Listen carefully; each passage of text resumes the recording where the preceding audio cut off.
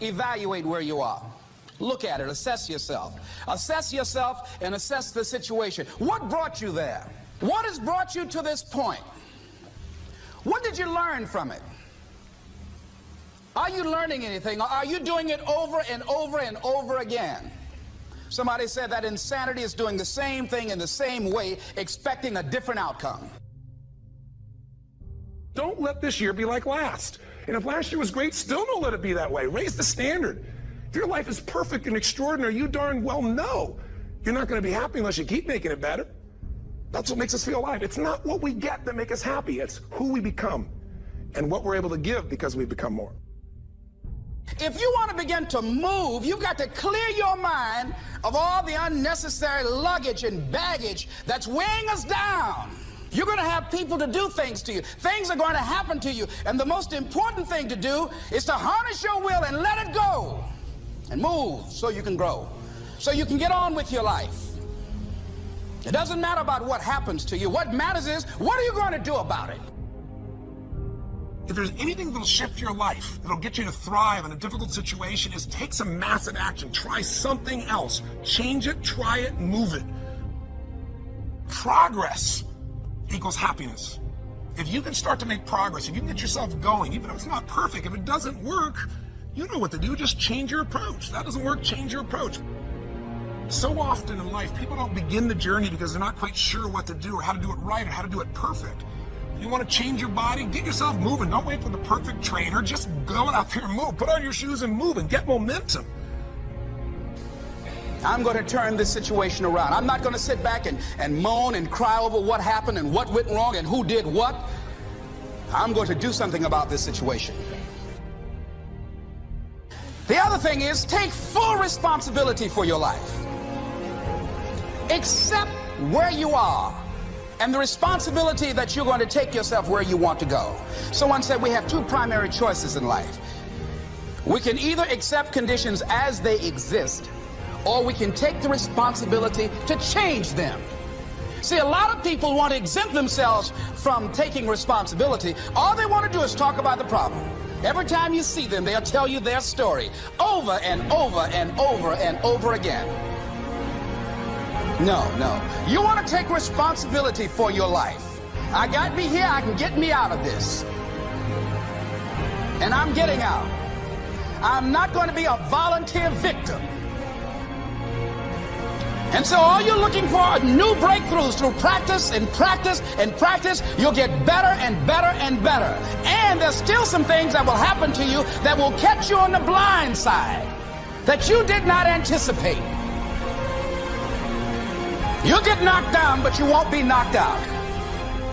And so I say to you, it's possible you can live your dream if it's becoming a diamond, if it's having more, if it's achieving more, if it's being a better father, being a better mother, whatever it is, overcoming addiction, changing our society. It's possible you can live your dream. It's necessary that you have a plan of action, that you're resilient, that you stick to, and you work with the system, that you work with people, that you give support, and that you be there for them, that you have the vision and never give it up, that you become creative and relentless and keep on coming back again and again and again, and that it's you that you got to take personal responsibility to make it happen, and that it's hard. Easy is not an option. And when life knocks you down, jump back up and say, it's not over until I win. Avoid people and situations that upset you. See, there's some people that know just how to push your button. They know just what to say. But I'm not going to expend any energy arguing with anybody. Life is too short, ladies and gentlemen, and unpredictable. I don't want to spend my time arguing with anybody, so I avoid situations that will get me upset. I don't argue with people. Draw the line, ladies and gentlemen. There are certain things that we just go through life just taking, and at some point, you just got to draw the line and just say enough is enough. You got to do that with yourself. One negative stroke is 16 times more powerful than a positive stroke. And if you have people around you who are not sensitive to who you are, and the people that can hurt you the most, ladies and gentlemen, are the people that you love. They're the ones that you're vulnerable to. They're the ones that can get to you. And if they're insensitive, I don't care who they are. See, if you don't draw the line with people, if you just let them run rampant in your life, and you let things happen to you that you don't feel good about, if you continue to allow it to happen, you won't feel good about yourself.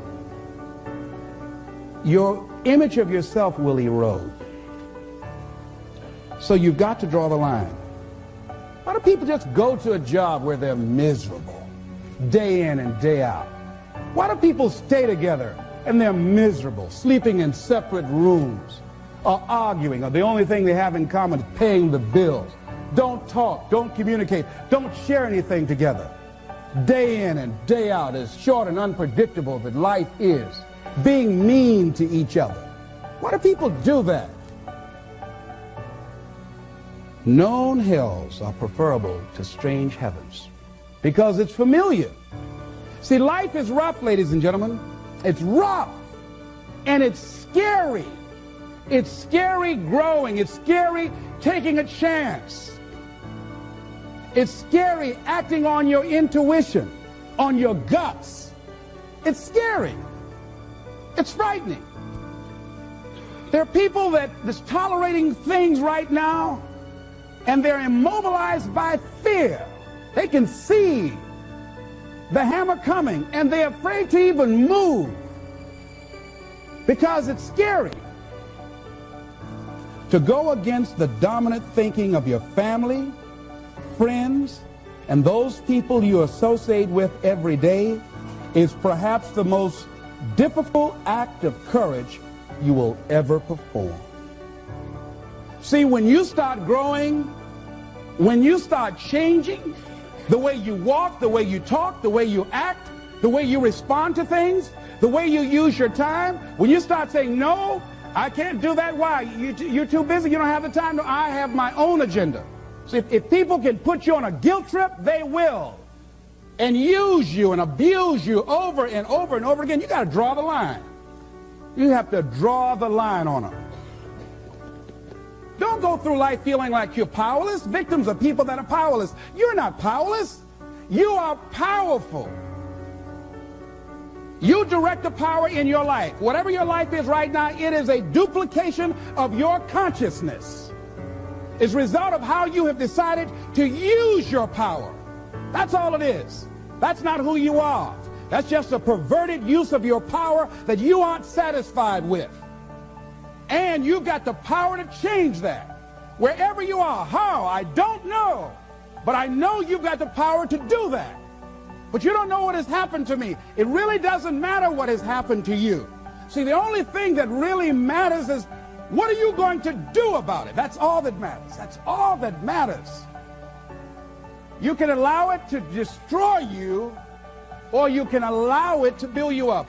We never get to a level where we feel that there's nothing else for us to do, that we've achieved a certain number of goals and we figure that we're through. No. You don't want to stay there and celebrate too long like a lot of people do. They do something they consider outstanding, they go around talking about what they used to do. See, let me tell you, I used to do this and I used to do that. Excuse me, used to be's don't make no honey.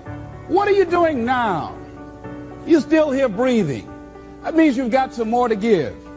Doesn't matter how old you are, doesn't matter about where you are, doesn't matter about what you have, doesn't matter about what you've done. Life is about growing, it's about being productive, it's about stretching, it's about challenging yourself. So you start looking around and decide, hey, what else do I want to do? What got me here? It's a time for celebration, but also a time for reflection. What got me here? What worked? What did not work? What do I need to do to repeat so that I can get the same kind of results in other areas of my life?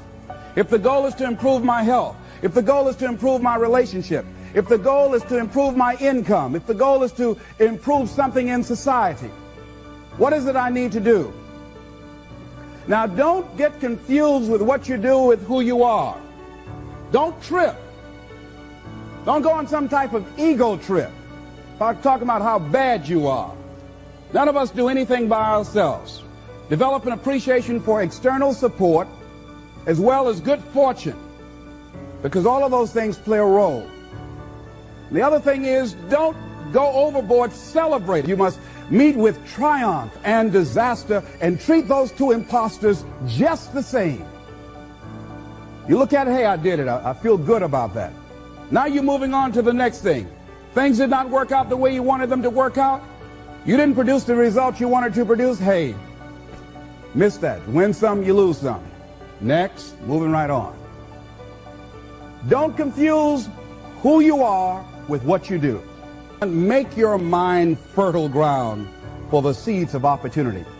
Think if you want to experience a sense of fulfillment, you've got to have an open mind so that ideas can come in there and take root and grow.